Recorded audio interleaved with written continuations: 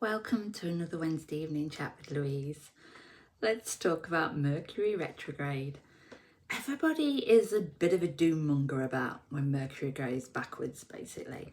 But if you look at it, we're now the evolution of worrying about Mercury retrograde seems to have got more each year.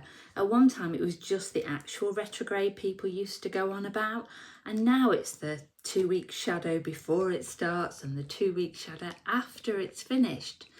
So if you work the length of that out, basically 6 months of the year we're in Mercury retrograde. So I think it's time to embrace it, time to look at the good in it and what does it actually show us. So to begin with, I actually have felt some of the effects on it, stupid little inconveniences, things not going quite how you expect, going down the road, I got a couple of chips on my wings, just lots of little niggles. That is just life, that's just the way things go sometimes. But also it does tend to bring up things that aren't finished. And they do say, don't start anything really new during Mercury retrograde, but look at tidying up all the loose ends. So with my lovely friend, this project I've been doing for the National Trust for the last year, which has taken over my life completely, is finished. And that was a really good feeling. But it did have that urgency about it that perhaps on an ordinary time it wouldn't have done.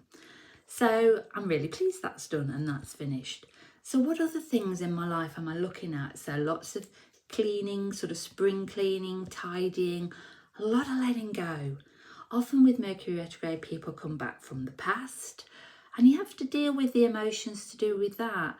I was looking the other day and one thing said that, it's about how people come into your life for teach you a lesson, and some people come to stay and some people are just here for a short time, but everything has some meaning to it.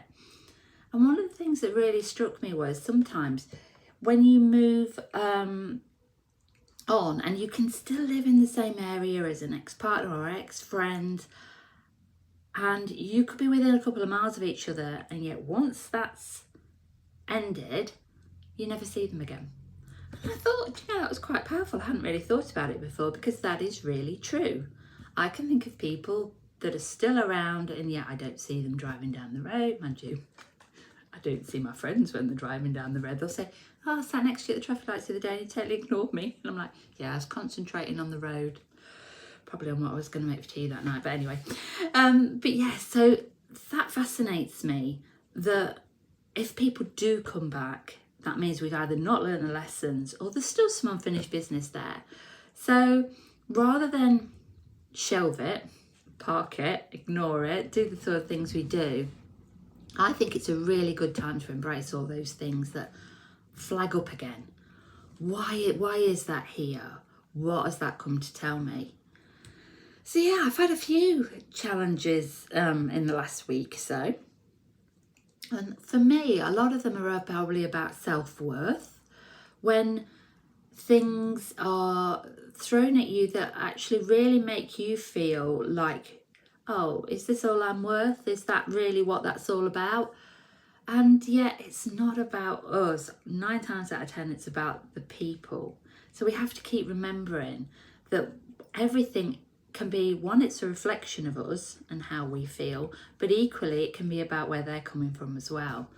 So when somebody does something really thoughtless or really, mostly thoughtless, you have to look and go, why do they want to undermine you to make themselves feel better, or why do they want to do that? And I think the art of not giving a monkeys basically is the way to go. And mostly I can do that, and then sometimes there'll just be something that comes out the blue and you just think, why did that trigger all those feelings still? So then you realise that as much as you think you've worked through it, you probably haven't. So thank you, Mercury retrograde, work in progress, still carrying on.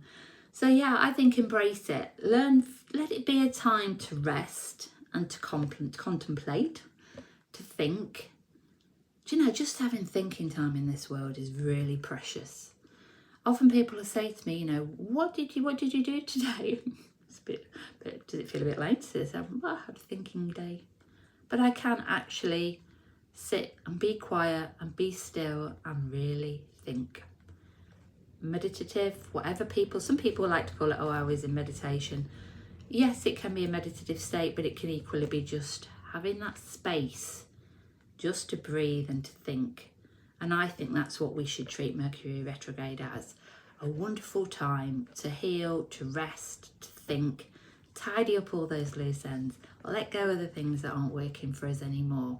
So when we go into those periods when it goes forward again and things speed up again, which does happen, then you're kind of ready, you're prepared.